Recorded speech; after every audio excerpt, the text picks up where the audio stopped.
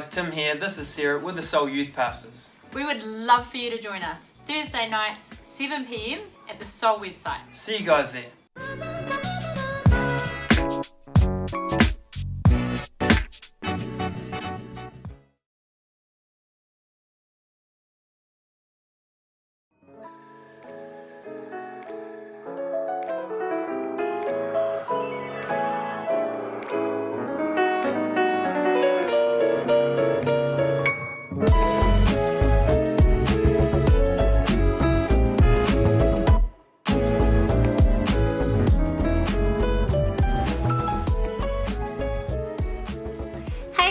Welcome back to Soul Online for another week. We're so excited that you could join us.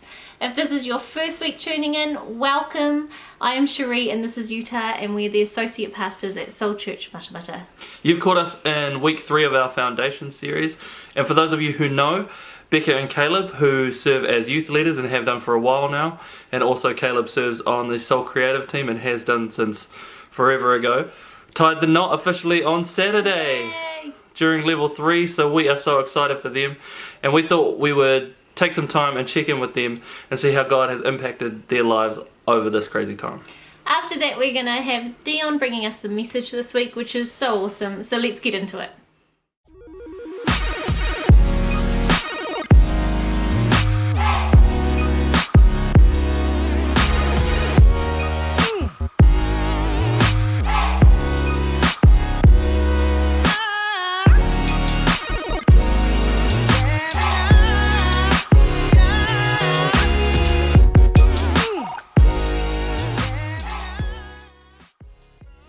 So I'm sitting in Caleb and Becca's brand new house now that they're a married couple, officially, which means they know all the secrets of the universe when it comes to married life. They've been married a total of 6 days by now. Less than 6 days. Oh, yeah.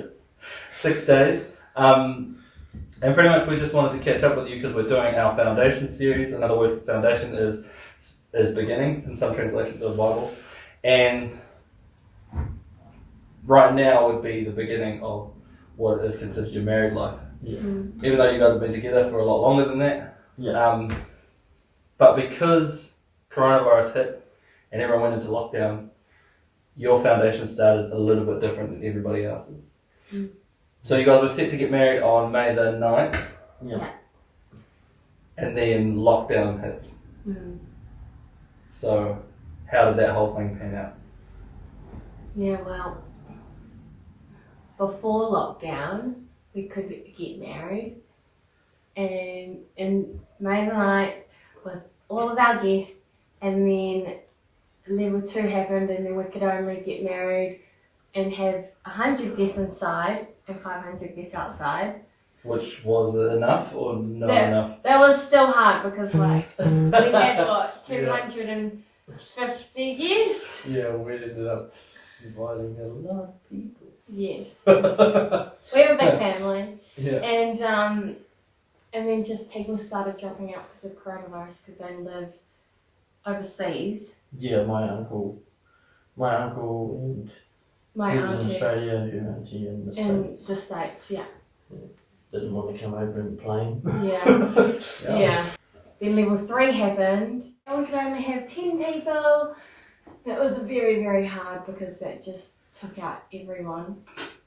And our immediate family couldn't even fit that criteria. Yeah.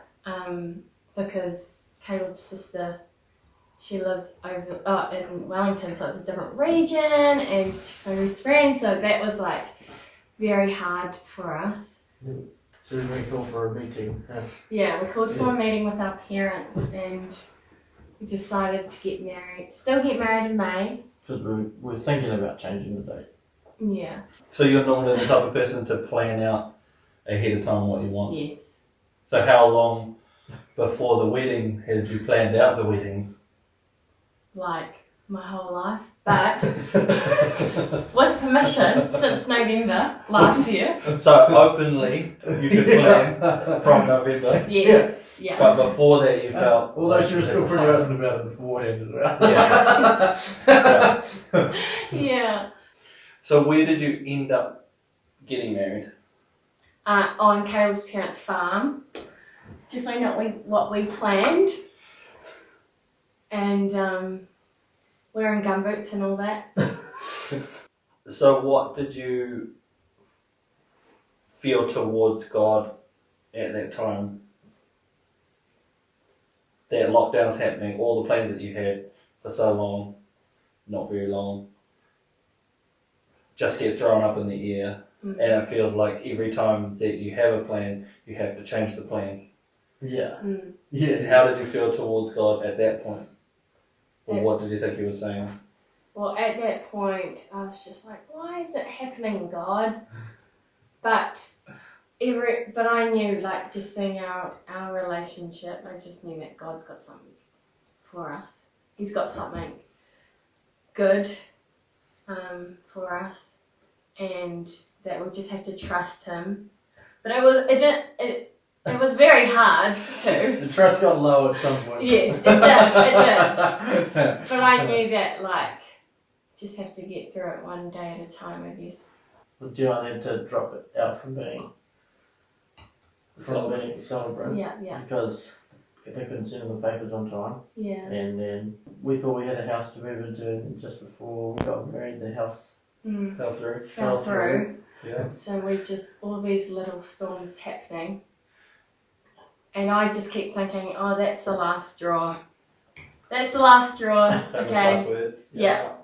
But then the house happened, and we didn't have a house, we didn't have anywhere to stay after, and that was very hard. So having this grand plan, right, and then you have that grand plan pretty much upended completely. Is there anything you would change about the wedding that you had? No, there was nothing that I would change in the wedding, because even though we did not plan it at all, I'm stoked that it happened that way, because it made us grow. There's some people we would have definitely Yes, been there. Definitely. But the way it turned out in the end was so amazing. Yeah. Not what we expected, but better. Like, Yeah. Just felt Yeah. so. God knew that we had a good thing into us. Mm. Just had to strip away a few things, test Yeah. us first. Yeah. What have you learned, and what are you going to take into this next season? Well, I think from everything that had happened, keep trusting in the Lord and know that He's got something for us. Even though He takes us through these dark moments of storms and stuff, He knows that we are capable of getting through them and then growing and learning. And then He's just got bigger plans for us in the end. Yeah, Yeah. He puts trials in front of us to make us better. Mm. Right? Yeah. To make us better people. To make us better in a marriage and better Yeah. just as people. Mm. And we can't just do it by ourselves. No. That He's the foundation of everything. Foundation. Mm. Use that. Yeah. So, like, whatever storm comes across, as long as we have those things and we keep Him at the centre of our marriage, we, can get through it. Yeah.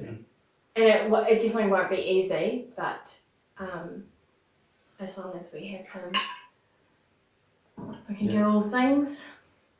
I know just out of like watching you guys to like how you guys have grown over such a short amount of time because of what's happened, is that having those expectations is sometimes what hurts us the most. Like, Yeah. but being willing to go to God and say, okay, I'm willing to go wherever you're going to lead me. Mm. You end up in places that you would have never dreamed. Like I've seen some of the photos, I was there. You would never have dreamed of seeing Caleb's shiny bald head on the top of this beautiful hill. Yeah. Yeah. It Stunning. was fantastic. Yeah. Like, It was foggy all day too. Yeah. It was crazy. It was Yeah. so Just foggy. before the wedding, it just went. just cleared up completely. It was crazy. It was- But that's not a place that, if you had gotten everything that you planned, you would have never had that. Mm-mm.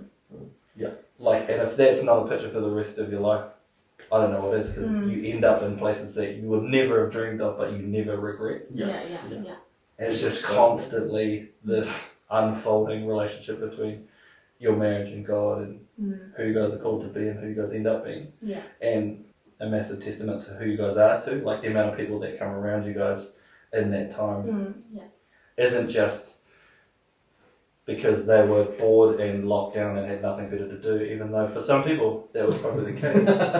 But everyone that came back to you was a return of an investment of time and love and relationship that you guys have put out there.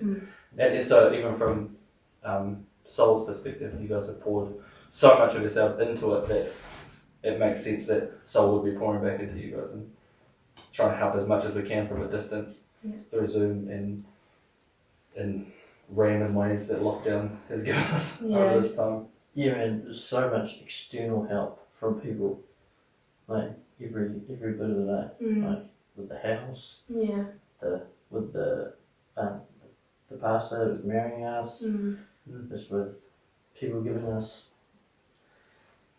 stuff, Things, stuff. It was crazy. It was cool. I think at the beginning of everything, at the start of all this craziness, I did not know what God was. I knew God was capable of doing things, but like not to this extent in our lives. And just seeing it now, like, man, He's in everything. He's just woven into everything. Little things, Well, I'm going to pray for you guys because we love you guys and that's what we're going to do. Yes. Thanks for the chat. Lord, we just lift Rebecca and Caleb Stewart up to you right now, Lord. We thank you for the couple that they are and the couple that they're called to be. We thank you for the part that they play in each and every one of our lives, whether we know it or not. We thank you for the people that are surrounding them every day, the support systems that they can't see yet but are actually holding them up when they need it the most. We pray for a massive blessing over the next season of their lives, Lord, that what they've learnt in this season they'll take to the next and just give you 100% of their marriage, 100% of their lives and 100% of their wills. We pray your blessing over all of these things in your name. Amen. Amen. Cool. Thanks, guys. Cheers, ears. Cheers.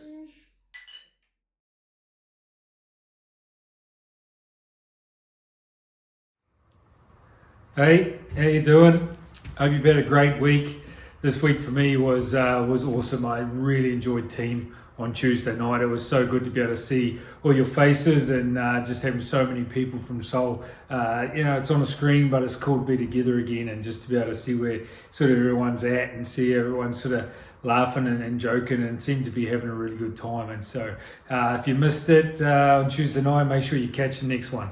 It's just a great time to be able to be together, talk about the ins and outs of who we are here at Soul, and just really enjoyed it. So that was my highlight for this week. I hope you've had one. Obviously for a lot of us the highlight would be that we're now on level 2, which is it's gold compared to level 3, and definitely compared to level 4 it's a big difference. So hopefully some of you have managed to get out and about and maybe head off to your favourite spot or see your favourite people that you haven't been able to see for a while, or go to your favourite coffee shop or whatever it might be that you're doing. I just hope you really enjoy this weekend and enjoy your extra freedom. And hey, here at Soul, it hasn't changed a whole lot of things that we're doing. Obviously, we can only meet with 10 people, and so it's not quite what we were hoping for, but it is what it is. We'll make the best of it. So watch this space. Things are going to keep changing. We're going to keep keeping things fresh here online and doing everything we can. We're planning on getting small groups going again. We just got to sort of work out how we manage that with the 10 people limit and family groups and all that sort of stuff. So we're working through that, and I can promise you we're doing our best to get you all together again as much as we can and as much as we're allowed to. So as I said, team was great to see everyone, and I know everyone's just been hanging out, and the weather's still good. there's a lot of awesomeness going on, and we're getting the country going again, and so we can hope for the best and move forward together. It's going to be really cool.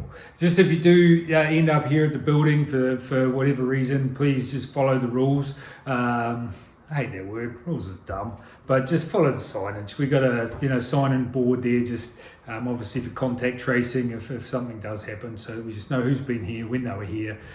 So if you can just follow those simple guidelines there, it'll just be great for everyone. But it is definitely nice to be back in here and to be able to move around a bit more freely and have meetings face to face with the other pastors and whatnot here. So it's really, really cool. So really been enjoying that and making the most of it. That's for sure. So hey, we've been doing a series called Foundation. So we're 3 weeks in. And it's going really well. I'm really enjoying it, and the whole series is based on verses in Matthew, which is Matthew 7, 24 to 27, and we're talking about it's a story about the wise man who built his house upon the rock. And so we're looking at that, and we're going to develop that over the next few weeks, and it's going to be exciting, and we're looking into some really, really awesome stuff. So hopefully you can join us as we go through that, and I hope you enjoy tonight. I hope you get something out of it. So we're going to start by praying, and if you join with me, that'd be cool. Lord, we thank you so much for who you are. Thank you for level 2. Thank you that we can talk to people and see people and be closer to people that we haven't seen for a few weeks now. And Lord, I just thank you for what you've done in this time. I thank you for the reset we've had, for being able to look at what our foundation is, and Lord, just to I guess connect with people again in our own families, in our own spaces, that we just are so busy doing stuff that we sometimes miss. And so we thank you for that, Lord. But as we move out of this thing, I just really pray for your wisdom and your guidance as we move forward as a church and as a community of people, and also as a nation. So please just be with us as we learn to grow with this thing and to react in a way that represents you as we do that. So Lord, thank you again for who you are. Thank you for your son Jesus. In his name, amen. Hey, so as I said, we're in our foundation series, and just want to have a look at tonight a little bit about, I guess, having a broader idea of what that means and what foundation means. And I guess for me, and maybe for some of you, when I think of foundation, I automatically think of concrete and concrete pads and reinforcing steel and all that stuff that goes into buildings to make them stay up.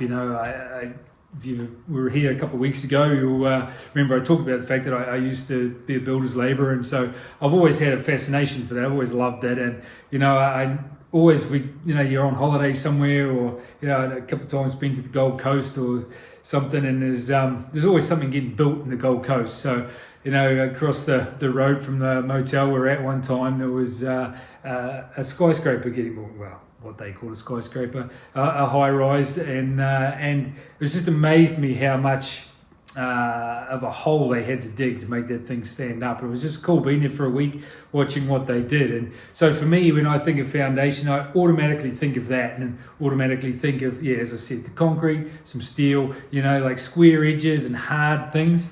And so I want tonight to be a little bit more of a broader idea of what a foundation is. And so Utah talked last week about in Proverbs, I think it's 9 verse 10, where and it says there that the fear of the Lord is the beginning of wisdom, and he talked about that and about having the foundation of that fear being the beginning of the wisdom that we gain from that. So it just got me really focused on what we have with everything in life, that it always has a beginning. So the beginning of wisdom is the fear of the Lord. And the beginning of a house is digging a hole to lay the foundation and putting all that concrete and that steel in there.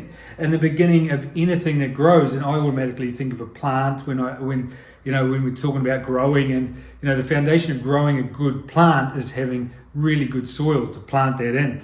And some of you will know this is something that I know a little bit about. It's not just a shameless plug for our company, but my day job is at Dalton's, and we manufacture growing media. New Zealand's best at it. Just mental note, if you're going shopping, buy Dalton's. That's the end of the shameless plugs, promise. But we know a little bit about what it takes to make a plant thrive. And there's a big difference between a plant surviving and a plant thriving. And so, as we're going into this, again, just getting into more and more into this foundation series, just looking at what it is, the foundation, not just as concrete, but what is the foundation that things grow in and what do they thrive in. And in the Bible, it talks a lot about plants growing and sowing and reaping and reaping from what you sow. And, Jesus told a story to illustrate this. When he walked this earth, Jesus was like a master storyteller. He just illustrated what he was trying to tell people by telling stories and painting a picture in their head of what that looked like, something practical, something you could visualize and see. And he was just so good at it. And I love that about Jesus, and I love that about the Bible, when we actually stop looking at it like an encyclopedia of things and more like a story. It is just the story of God's interaction with humanity. And if we look at that more real and more like it's a day-to-day thing, and that's what Jesus was so good at. He could paint a picture so that people just knew what he was talking about by that picture that they formed in their minds. And so in Matthew 13, 1-9, there's a story in there. I'm going to read that to you now. So if you've got your Bibles, if you turn to that, or if you just make a note there and you can go and check it out later. The same day Jesus went out of the house and sat by the lake. A large crowd gathered around him. So he got into the boat and sat down. All the people stayed on the shore. Then Jesus used stories to teach them many things. He told them this story. A farmer went out to sow seed. While he was scattering the seed, some of it fell by the road. The birds came and ate all that seed.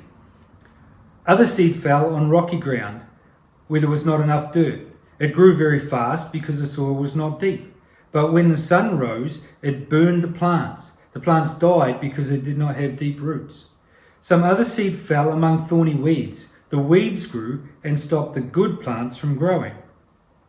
But some of the seed fell on good ground. There it grew and made grain. Some plants made 100 times more grain, some 60 times more, some 30 times more. You people who hear me, listen. So I love what it says in here, in these verses that we've just read, about the different types of ground that the seed fell on. What does it say here? It says it fell on the road and the birds came and ate that seed. Like it fell somewhere where it could easily be picked up and taken away, removed from where it was laid to rest. And, then it says it fell on the rocky ground. There was not enough dirt, not enough substance underneath it for it to carry on growing. The sun came and it burnt it off, and it shriveled up and it was gone. The plant just couldn't grow because there wasn't enough underneath it to keep it going. It wasn't enough to sustain it. And I've often thought a lot about these verses and applied it to the life of this church. When we planted this church, we could have probably at times grown faster than we did, and probably could have had more stuff happening. But Stacey and I have just been so aware over the years that we don't grow too fast. We've got to have enough underneath us. We've got to have enough substance to grow in. We've got to have enough in there to sustain where the church is at and what God's got for us. And we don't want to be here today and gone tomorrow because there's not enough there to keep growing and keep doing what God has called us to do. So, and this is why I just love applying this verse to the way we live our lives and the way we grow the life of this church. And, it also says here that some of the seed fell on thorny weeds, and again, in the life of the church or in the life of this church, we so often can be doing things that are like the weeds in the story, where they don't, they're not bad. A weed is still a plant, it's still alive, it's a life form of some description, but what it does is it chokes out the things that are meant to be growing. And we can do that in the life of the church. We can do that in our own lives. And this is something that we've seen over the last couple of 8 weeks, we've been in lockdown and we've had to refocus on who it is that is important, because our family is all we've seen. And we've got to, as I said earlier, I think, just about reconnecting with people in our own house. We've had to spend more time with them, and it's been a good thing. Because there's so many other things that take our time and our focus and our energy, and that hasn't been there for a lot of us for a long time. And so that's like that in church as well. There's so much we can do that just is not what God called us to do. It's not the thing that He asked us to do, and it can choke out what it is that He planted and that He was growing. And and then it says also that some of the seed fell on good ground, and that's where things thrive. That's where things grow. That's where dreams are birthed and God-given passions are come to be real. They are something that you can see and touch when the ground is right for that seed to grow. And so I've always loved this verse, this story, as you layer across the top of a growing church, and it's really cool. And it's such a good thing to remember. And one of the things I really love about this too is in verse 9 here, where it says here, Jesus says, "You people, hear me, listen." I love that. Like, Jesus is saying to us, don't just hear these words, actually listen to them. Like, let them sink in. Let them be something that you act on, because you've not only heard them, but you've listened to them. It's such a big difference. I love how straight up Jesus says. Verse 9, awesome. Very short, very clear, very plain to get exactly what he's saying. Is really cool. I think the biggest thing that you get when you put all of this together and all of these verses is that every bit of seed that was thrown by this farmer, it falls in a place, but it's the environment around it that changes the outcome.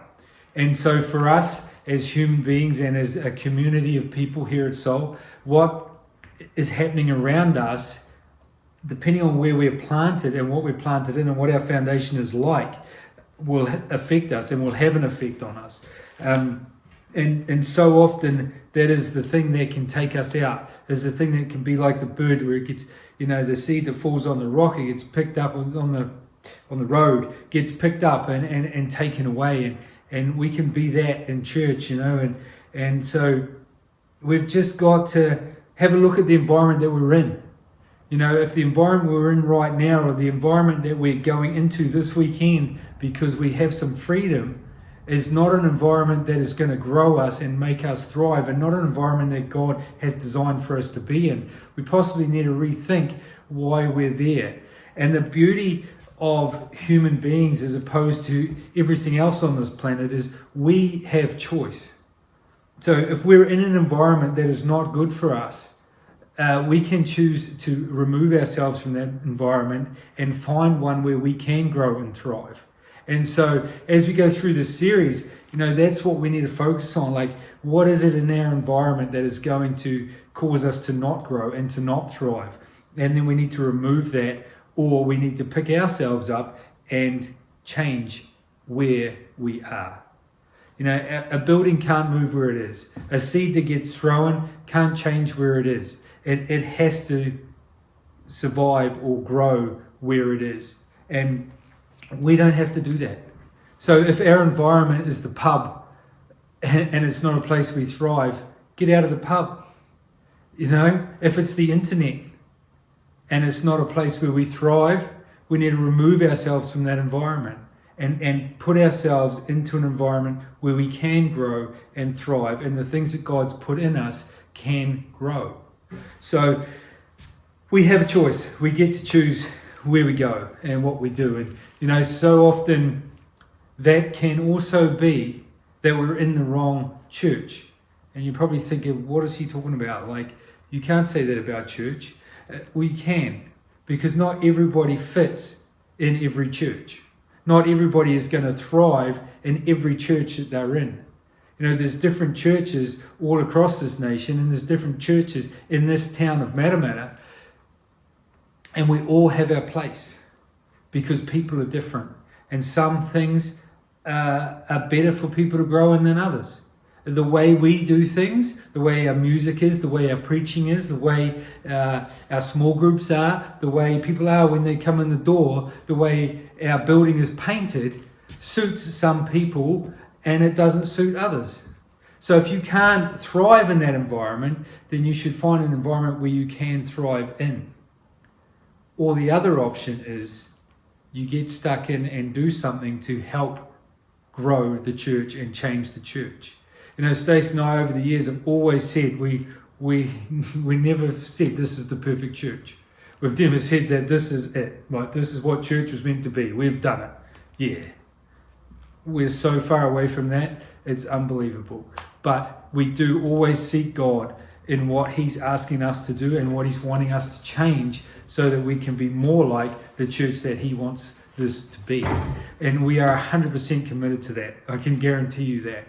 And over the next few weeks, we're going to look at our mission statement, because that mission statement is what this church is built on. That is the foundation of everything that we do. Everything that we do in this church goes through that filter and through the eyes of that mission statement. And that mission statement is building a community that finds freedom, hope, and unconditional love through Jesus.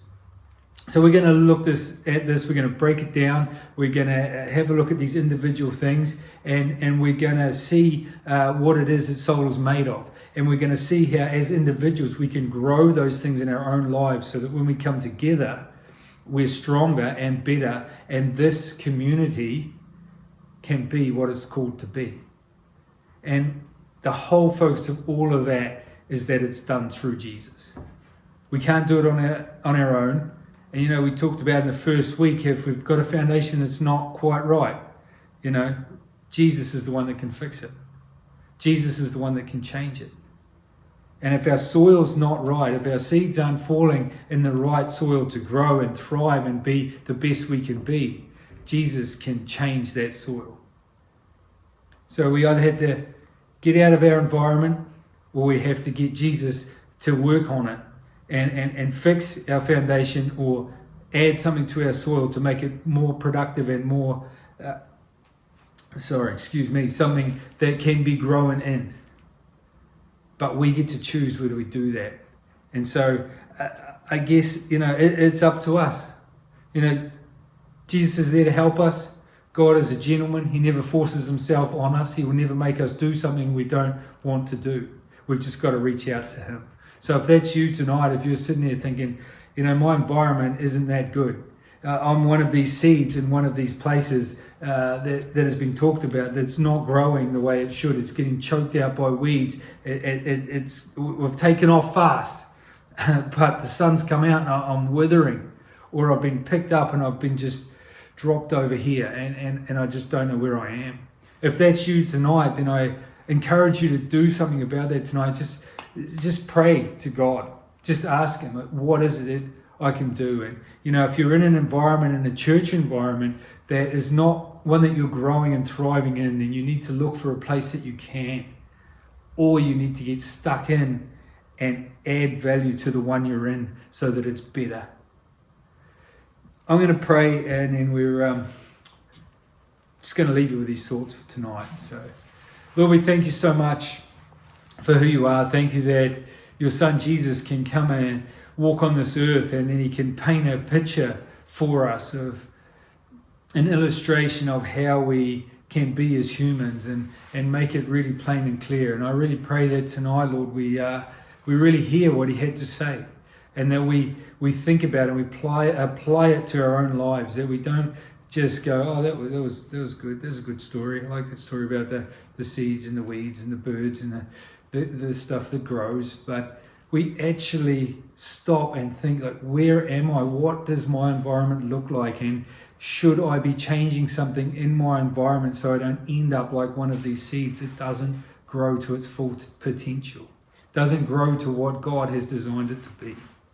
So, Father, I just really pray for courage for us, Lord, as we make these decisions. We have these thoughts and we assess where we're at, Lord. And Father, I just pray as we move forward as a nation into this new world that is post-COVID-19 or post-level 3, whatever it is, Lord, that we just keep making decisions based on who you are in our lives and not what we think is a good idea on a day. But we go deeper than that, Lord. We don't just grow fast and shrivel up, but that we seek you and that we allow you to have better soil for us to grow in. So, Father, just grow us as a community as we look deeper into who Soul is and what Soul is over the next few weeks. Lord, I really pray that you just cement it in us so that we can be the church that you've called us to be. Father, we thank you so much for who you are. Thank you for your Son, Jesus, that can change our lives. In his name, amen. We're going to sing. We're going to believe that God's going to move in this place. Thank you, Lord. Oh, we love you, Lord. Jesus. We sing.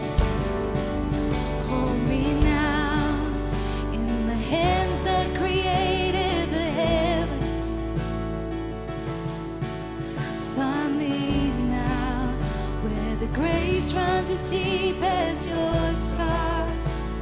You pulled me from the clay. You set me on a rock. Called me by your name and make my heart whole again. Lifted up and my knees know it's all for your glory.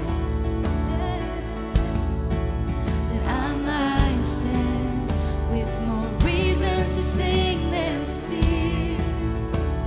You pulled me from the clay.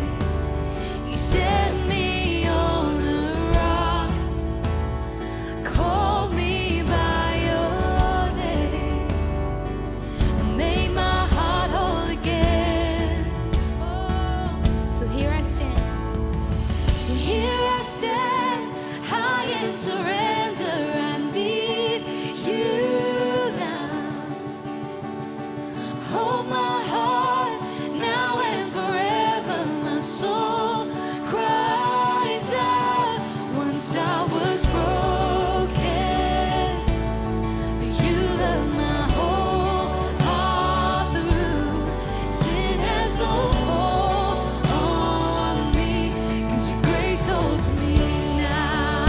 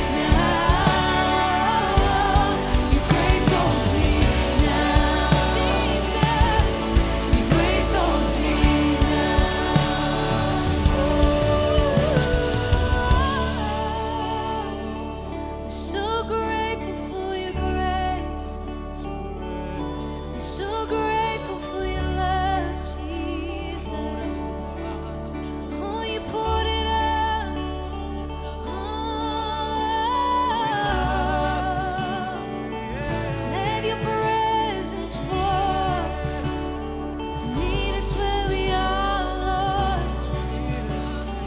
Lead us where we are, Lord. Oh, we sing, here I stand. Here I stand, high in surrender. I need you now. Hold my heart now and forever. My soul cries out.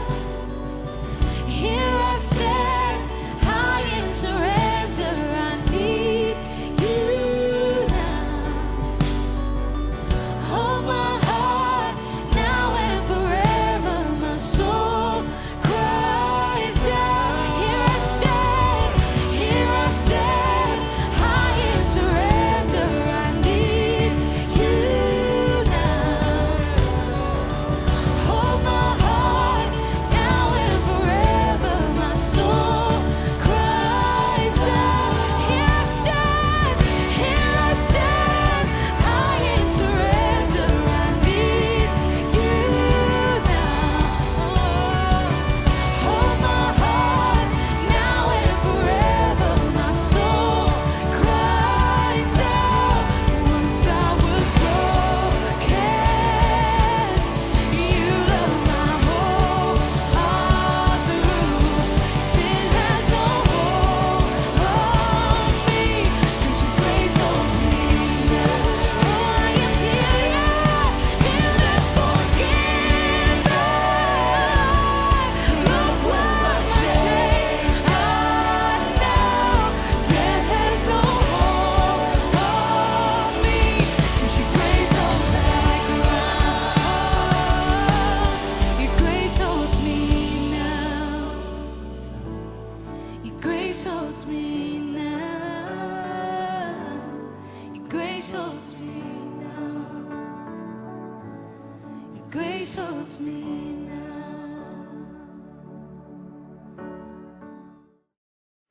Awesome message, man. We're going to be carrying on the conversation that Dion has started, and we're going to be talking about who we are as a church and what our mission is for the next 3 weeks. If you want to get in contact with us, you can do so via our email or our Facebook page. The links will be in the description below. Man, I am loving this series, so make sure that you guys tune in next week. We hope you have a fun week at level 2, Yep. catching up with friends and family, and for all those kids going back to school, have an amazing time. And we'll see you next Friday. See you next Friday.